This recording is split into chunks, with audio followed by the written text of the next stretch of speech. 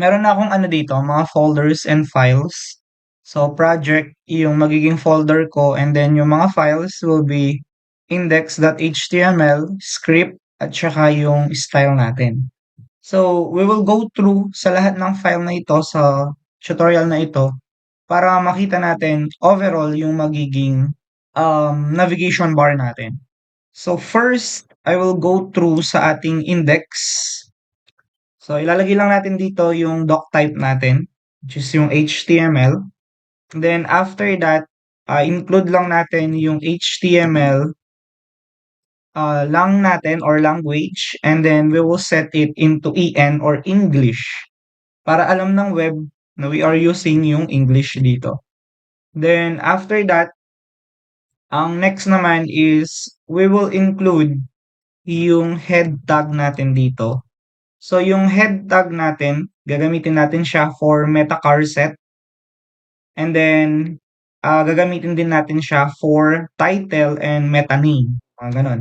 So, ito yung structure ng HTML natin pag gumagawa kayo ng um, web page or website.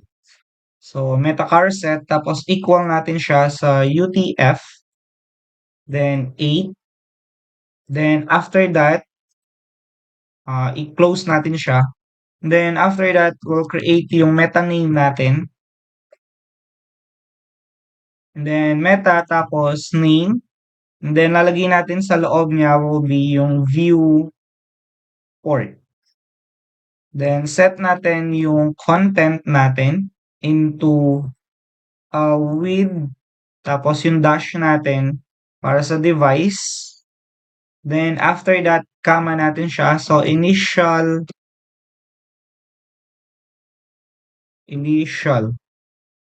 scale. So, ilalagay natin yung dash, tapos scale, tapos equal natin siya sa 1.0. And then, closing natin siya. Then, after nito, ilalagay natin yung magiging title natin. So, sa title natin, let's say, shop easy ang ilalagay natin. So, open lang natin siya with live server. So, mapapansin nyo, yung naging title ngayon natin dito will be um, shop easy na siya. So, yan yung sa title natin. Now, after ng title natin, ang gagawin naman natin is, of course, we need to create yung ating connection para sa magiging style.css natin. So, we'll be using yung link. Yan, and then yung URL natin.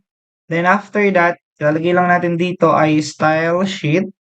And then, after that, href. And then, yung style.css natin, which is this one. Ito siya. And then, after that, closing lang natin siya. Then, sa taas niya, ang gagawin natin ay maglalagay tayo ng link. So, sa link natin, lalagay natin yung URL natin and then equal. And then, style sheet pa din to. Yan. Then, after nyan, magkakaroon tayo ng href dito. So, sa href natin, ang gagawin lang natin is https and then colon // and then cd njs tapos cloudflare.com. Then after that, lagyan natin yung ajax natin. Then /libs dash /font. And then lalagay natin dito ay yung awesome natin /6.7.2. And then lalagay nyo ulit yung magiging slash nyo css /all.mean.css. So, eto guys ay inimport lang natin siya over the web para sa magiging design mamaya ng cart natin.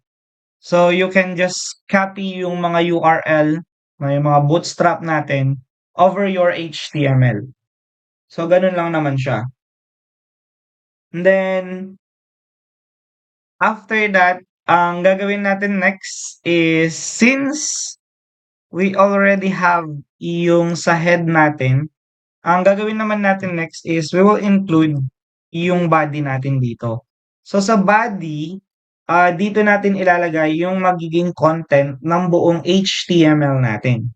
So ang gagawin natin ngayon, ang una ay magde-declare tayo ng nav dito. Then we will set yung class. So ginagamit natin yung class para ma-connect natin siya dito sa style natin or matawag natin si HTML dito sa style for designing. So yun yung purpose niya. Now for navbar naman kasi yung topic natin. So yung class name ko ipapangalan ko na lang ng navbar. Then i-close ko siya.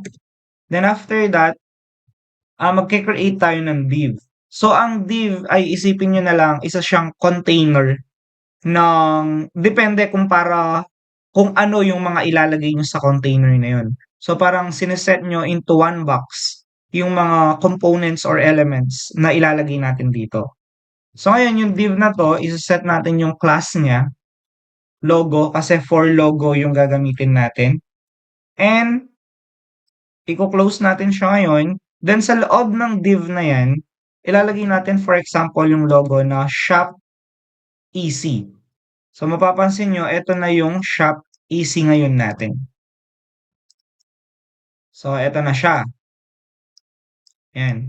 Then after ng Shop Easy natin, maglalagay tayo ng UL dito, short for unordered list. And then lalagay natin yung class niya. Then after that, meron tayong nav, tapos yung links. So ito yung magiging pangalan. And then, magse-set tayo ng ID. So para saan naman si ID? So si ID, gagamitin natin siya for JS naman. Okay? So after that, ang gagawin natin next is we will set yung nav links naman as your ID. Then, after nyan, lalagay tayo ng list items. So, yung list items natin, include natin dito yung anchor natin, yung A for href. Yan, para sa magiging links natin. So, as of the moment, wala tayong ilalagay na link. So, iiwan lang natin siya as yung symbol na yan. And then, yung closing natin. Then, sa loob ng closing natin, meron tayong home. So, ito siya ngayon. So, kapag gumagamit kayo ng unordered list, automatic meron siyang bullet dito. Ito. Meron siyang bullet. Pag unordered list yan. So, lahat ng ilalagay natin, so kakopy na lang natin to, paste. Then, yung next option natin will be yung products. Okay, so mapapansin nyo, every nav links ngayon natin meron siyang bullet dahil yan sa UL natin or unordered list. Then yung next naman natin ay categories. Yan. And then yung next naman will be yung contact. So, ito yung mga nav links natin ngayon. Then, ang gagamitin natin next is sa baba ng UL natin, we'll be using yung div natin. And then, set ulit natin siya, yung class natin, into nav. Alright. So, ito naman yung makikita natin sa right side ng navigation natin. And then, i-close lang natin siya. Then, after nun, ang gagawin natin, magsiset ulit tayo ng another div. And then, isa-set natin siya as class. Then, sa class natin, lagay natin yung search, sabihin natin search box. Kasi for searching, yung sa right side natin. So, maglalagay tayo ng search doon. Then, after that, maglalagay tayo ng siguro yung FA search natin na kakailanganin natin for search. So, meron kasi tayong by default. So, gamit tayo ng I dito. And then, isa-set natin siya as class. And then, yung class natin dito, tawagin natin yung fast. Yan. Tapos, FA. tapos yung dash natin, then mapapansin nyo dito, hanapin lang natin yung shopping cart. Yan. Then, i-close ngayon natin yung mismong I natin. Yan. And then, after nyan, ang gagawin naman natin next is ise-set natin yung input type natin. So, ito yung magiging pangalan ng class ngayon natin. So, yung next will be yung input type natin. So, yung input natin, ito yung kung saan natin ilalagay yung searching natin. So, ang gagawin natin next is ise-set natin yung type. So, sa type natin, since for text siya, lalagay natin yung text. Then, after nyan, placeholder. So, sa placeholder natin, lalagay lang natin search products. Yan. So, para lumitaw yung placeholder natin dito. So, if you want, you can add yung 3 dots na usually na nakikita naman natin sa mga search. Then, i-close lang natin siya. Then, after nyan, sa baba ng div natin, no, pero nasa inside pa rin kayo ng nav right. Yan. Inside pa rin yan, sa baba lang ng search box ninyo. Ilalagay naman natin yung magiging button natin for login. So, ang gagawin nyo lang is magsiset lang kayo ng button. After ng button nyo, set nyo lang yung class. And then, lalagay lang ninyo yung pangalan na login button. Or depende kung ano yung gusto nyong ipangalan. And then, after that, ang next na gagawin natin, so yung next na gagawin natin will be yung magiging label niya, which is yung login. Ayan.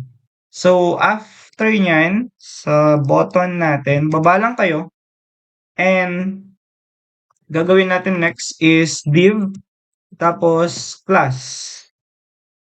Then, after nyan, ang gagawin naman natin dito, isa-set natin yung class name natin into cart. Then, closing natin siya.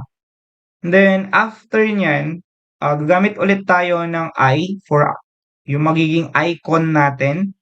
Okay? So, I, then class. Yan. So, dito,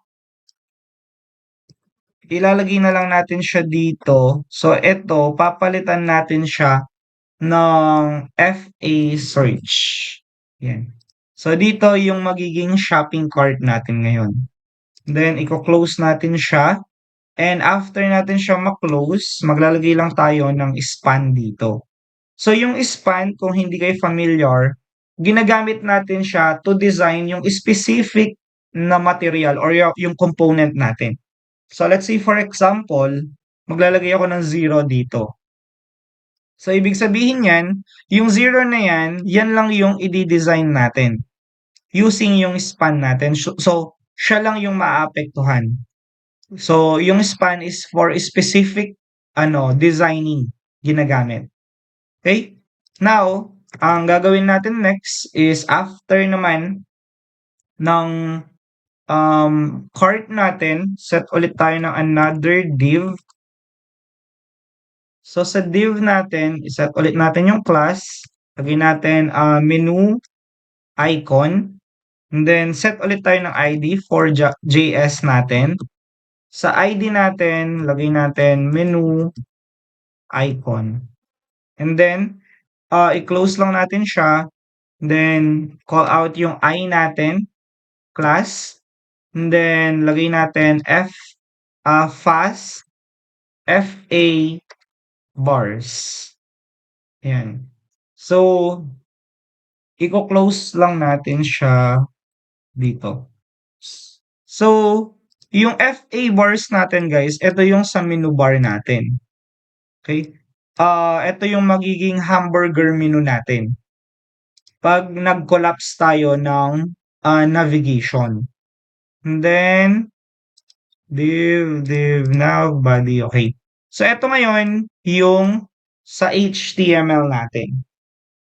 Scripting language po yung ginagamit ko guys, which is yung HTML, CSS, tapos Next ko ngayon ay yung CSS and then magja-JavaScript po tayo.